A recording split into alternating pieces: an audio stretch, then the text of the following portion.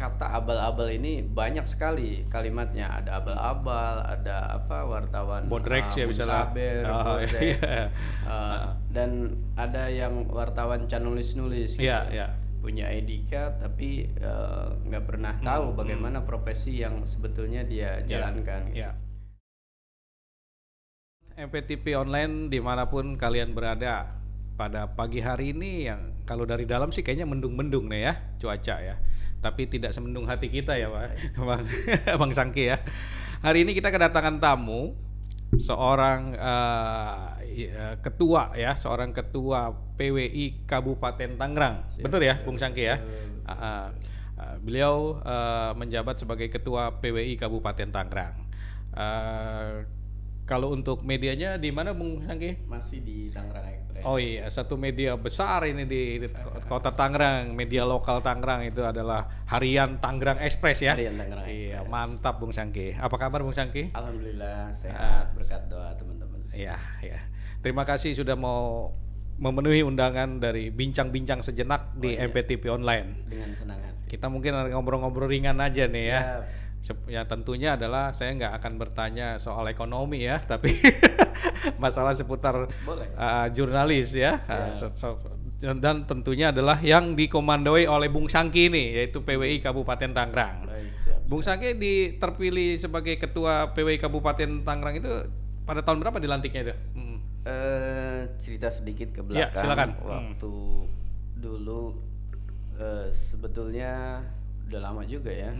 Kalau nggak salah tanggal 22 bulan 12 tahun 2016 pertama kali jadi ketua PWI.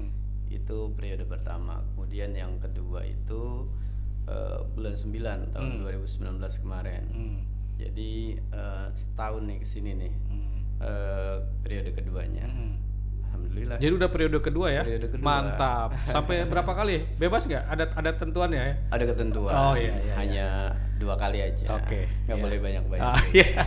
Kasihan yang lain juga kan masih banyak tuh teman-teman wartawan yang bagus. Kantor di Tiga Raksa ya, berarti ya? Masih di Tiga Raksa. Sekretariat maksudnya di Tiga Raksa ya? Di Ya. PWS. PWS. Oke, ya. Bung Sangki. Kita mungkin sekilas ingin tahu program-program daripada PWI Kabupaten, yang mungkin juga pemirsa yang mau nonton ini juga pengen tahu sih program-program apa yang dilakukan oleh PWI Kabupaten Tangerang nih. Sebetulnya kalau program PWI itu dari 11 program, itu 10 diantaranya adalah pendidikan, dan pendidikan. Satu di antara program PWI yaitu program sosial dan kemasyarakatan. Artinya PWI itu hanya satu program yang utama itu pendidikan dan pendidikan sampai dengan 10. Yang ke-11 program sosial kemasyarakatan. Oleh karenanya kita di PWI Kabupaten Tangerang itu ada bengkel jurnalis. Apa tuh bengkel jurnalis itu, apa itu maksudnya tuh? Bengkel jurnalis ini kita mencetak bagaimanapun kita pasti tua dan usia yang senior pasti kemudian lihat usia senior jangan natap betul. saya dong ya. Pasti kita akan berpulang ke rahmatullah ya bagi kita yang masih hidup saat ini. Yang kenapa ada bengkel jurnalis? Tentu kita ingin kemudian ke depan media itu tidak hanya sekedar ada saat ini, tetapi ke depan itu kita akan selalu inginkan bahwa ada kader-kader terbaik untuk menjadi jurnalis. Oleh karena itu kita PWI selain tadi sering mengadakan kegiatan pelatihan yang lain, bengkel jurnalis ini menjadi sebuah program PWI Kabupaten yang unggulan. Selain nanti kemudian ketika mau masuk jadi wartawan itu harus punya kualifikasi khusus. Jadi bengkel jurnalis ini yang diterbitkan oleh PWI Kabupaten Tangerang berarti ya? Kabupaten Tangerang dan ini menjadi program PWI Kabupaten Tangerang khususnya dan Banten secara umum. Gitu. Oh gitu. Itu apa bentuknya seperti kursus atau gimana jadinya? Bengkel jurnalis ini teman-teman baik yang sudah menjadi wartawan, baik yang masih mahasiswa, kita juga terbuka. Oh gitu. Bahkan yang anak-anak SMA kita terbuka, ada yang ikut juga mahasiswa termasuk. Kenapa kita adakan bengkel jurnalis ini? Kita inginkan bahwa teman-teman yang lahir dari bengkel jurnalis ini kemudian hari menjadi wartawan-wartawan yang handal, wartawan-wartawan yang profesional, yang tentu ini akan menjadi bagian dari harapan masyarakat pada umumnya. Menjadi wartawan profesional kan tidak mudah. Bagaimana kemudian kita sebagai para pemimpin media, para pemimpin organisasi bisa melakukan regenerasi di kemudian hari, bahwa profesional itu tidak ujuk-ujuk, harus ada kemasan, harus ada keinginan juga bagi setiap unsur organisasi maupun perusahaannya yang mewajibkan atau melatih atau mendidik. Sudahkah itu dilakukan? Nah, itu poin. Yang bisa mendaftar masuk dalam bengkel jurnalis apa kategorinya jadinya? Mereka yang mau belajar. Yang mau belajar. Tidak harus dia wartawan, tidak harus dia mahasiswa, bahkan masyarakat umum pun bisa. Bisa ikut ya. Bisa. Dan ini pelatihnya atau mentornya dari teman-teman yang sudah kita anggap profesional. Dari unsur PWI-nya, dari unsur akademisinya dan lain sebagainya yang mereka memang punya potensi di bidang jurnalistik. Gitu. Kalau yang mau ikut bisa langsung menghubungi sekretariat PWI Kabupaten Tangerang ya. Terbuka, PWI Kabupaten Tangerang sangat terbuka. Nah, untuk keanggotaan sendiri ada berapa sih anggota PWI Kabupaten Tangerang itu? Mungkin bisa dijelaskan kalau keanggotaan PWI itu apa aja tuh jenjangnya ya? Coba secara sekilas bisa dijelaskan Bung Sangki. Sebelum saya membahas soal berapa jumlah anggota PWI di Kabupaten Tangerang, saya izin ke Bung Johan bahwa untuk menjadi anggota PWI itu tidak mudah. Harus ada karya latih wartawan untuk mereka yang nanti menjadi calon anggota. Itu yang pertama, karya latih wartawan dasar, dan juga nanti itu baru CA itu. Baru calon anggota yang nanti ditandatangani oleh ketua PWI. Itu baru calon ya, Banten. Berarti calon tuh ya. Belum jadi anggota belum, PWI belum biasa. Maksudnya baru calon ya. Setelah mereka 2 tahun menjadi anggota PWI muda, baru kemudian mereka itu jadi anggota PWI biasa yang punya hak, yang punya hak suara dan lain sebagainya. Nah, untuk menjadi anggota PWI itu harus ikut dulu karya latih wartawan, dan kita sering melakukan karya latih wartawan baik di tingkat provinsi maupun di kabupaten, termasuk uji kompetensi. Soal berapa banyak jumlah PWI Kabupaten Tangerang, anggotanya sedikit Pak. Kalau nggak salah 48 orang. Jadi nggak terlalu banyak, dan memang bukan soal banyaknya anggota PWI ini, yang penting orang-orang yang memang punya militansi di bidang jurnalistik, di bidang jurnalis tentunya, dan memang dia wartawan gitu. Tidak hanya sekedar siapapun bisa menjadi anggota PWI asal dia wartawan gitu. Jadi baik dia muda maupun yang tua, bahkan sekalipun dia yang sudah sepuh boleh kalau ya. Memang dia memang dia jadi anggota PWI selama ini belum pernah jadi anggota PWI, monggo bebas kan, bebas-bebas saja berorganisasi itu. Dari sekian jumlah itu berapa persennya yang sudah mengikuti ujian kompetensi yang diadakan kalau nggak salah Dewan Pers ya berarti ya? Iya. Yang dikeluarkan sertifikasinya oleh Dewan Pers. Dari data anggota PWI di Kabupaten Tangerang itu kalau nggak salah hampir 32 orang dari 48 yang sudah bersertifikat kompetensi ini, yang sudah berlisensi sertifikasi oleh Dewan Pers. Cukup banyak juga ya. Dan berarti jenjangnya banyak juga yang utama di Kabupaten Tangerang. Alhamdulillah. Jadi ya memang kita selama ini terus melakukan sosialisasi tentang pentingnya uji kompetensi bagi teman-teman anggota PWI, khususnya anggota PWI. Kenapa? Kalau kita menjadi wartawan, ya dokter pun ada undang-undangnya khusus, guru pun ada undang-undangnya khusus, dan mereka bersertifikasi. Lalu kenapa kita tidak gitu? Toh ada memang aturan yang menjelaskan soal uji kompetensi. Ada itu ya. Ada standar perusahaan pers, standar wartawan. Ini penting untuk diketahui oleh banyak kalangan teman-teman wartawan. Jadi gitu. Standarisasinya ada ya. Tidak tidak semua juga wartawan yang sudah di lapangan selama ini, termasuk anggota PWI, mereka bisa secara mudah untuk uji kompetensi. Memang harus mengikuti standar-standar tentang kompetensi tadi. Jadi ada jenjangnya juga, jenjang anggota PWI UKW-nya ada muda, madya, dan utama. Oh, ada jenjang itunya ya. Ada 3 jenjang berarti itu ya. Untuk reporter itu muda, untuk editor itu madya, dan untuk pimpinan redaksi redbel itu utama. Jadi kita harus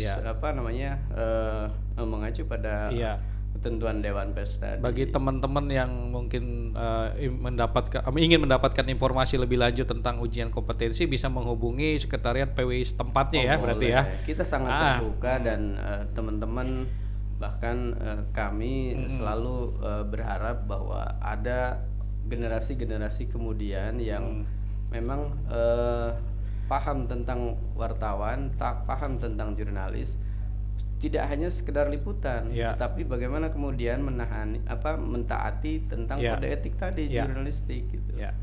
Nah, Bung Sangki, kita tidak terlalu sering tapi pernah mendengar bagaimana para teman-teman kita yang mereka yang berprofesi yang dalam dikatakannya sebagai wartawan, jurnalis itu terjebak di dalam kasus hukum nih ya. Ada di beberapa daerah yang pernah saya baca, yaitu mereka akhirnya masuk dalam satu proses dianggapnya pemerasan misalnya ya, sehingga mereka diamankan gitulah ya oleh aparat dan akhirnya masuk dalam jalur hukum. Nah, di PWI Kabupaten sendiri ini pernah nggak disosialisasikan kepada anggota, bukan sosialisasi supaya jadi melanggar hukum maksudnya, disosialisasikan bagaimana jangan sampai kita tersandung ke masalah tersebut gitu ya. Menurut Bung Sangki gimana tuh? Oh iya, ini penting Bang Johan ya, karena soal wartawan ini memang mudah sekali ketika jangankan tadi terjebak hukum, melanggar kode etik pun juga sangat berbahaya, apalagi terjebak soal pemerasan.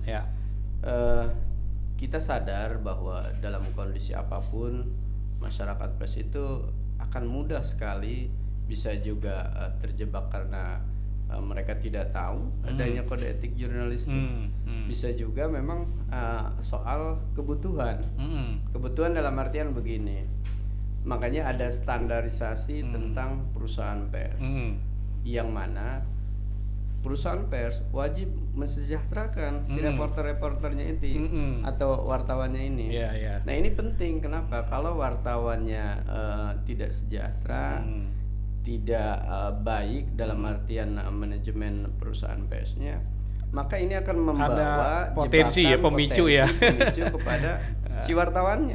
Bagaimana kemudian ada cerita si wartawan ini diwajibkan kemudian membeli produk tertentu atau majalah atau media tertentu yang kemudian ini kan menjadi masalah bagi kita sebagai seorang jurnalis.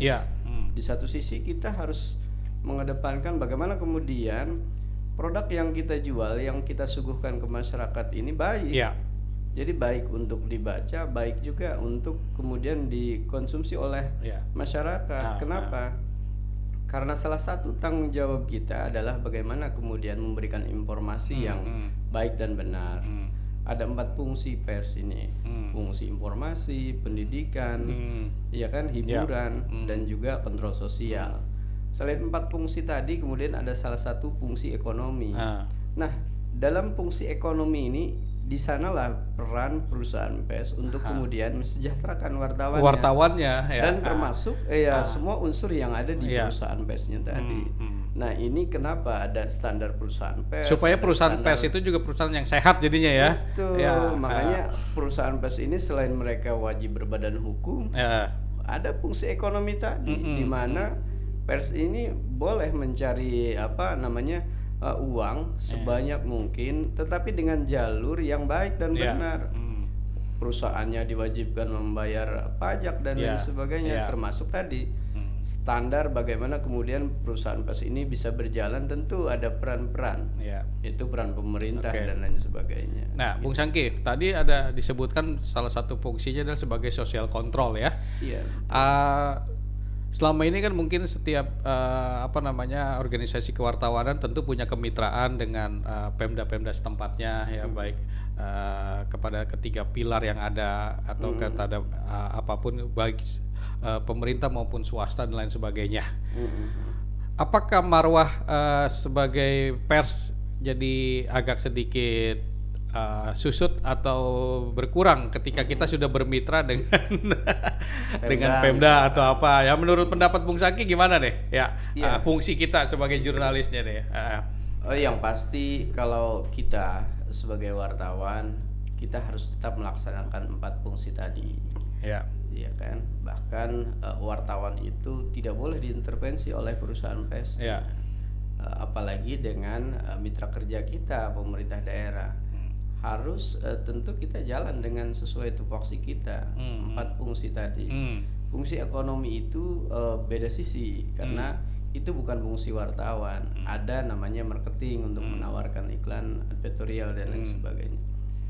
Kami PWI Kabupaten Tangerang bermitra dengan Pemda, tetap kita menjalankan fungsi-fungsi 4 tadi, 4 fungsi tadi. Jadi tidak boleh media itu atau organisasi tertentu kemudian ketika kerjasama harus kemudian menghilangkan fungsi-fungsi tadi. Kita harus tetap melaksanakan itu sesuai dengan aturan undang-undang yang berlaku, proporsional dan profesional. Jadi artinya kalau ada pejabat yang korupsi ya tulis aja ya kan? Kenapa tidak? Kan kalau memang itu fakta. Yang kita tidak boleh kemudian menjudge atau mendiskreditkan seseorang karena kebencian kita tadi.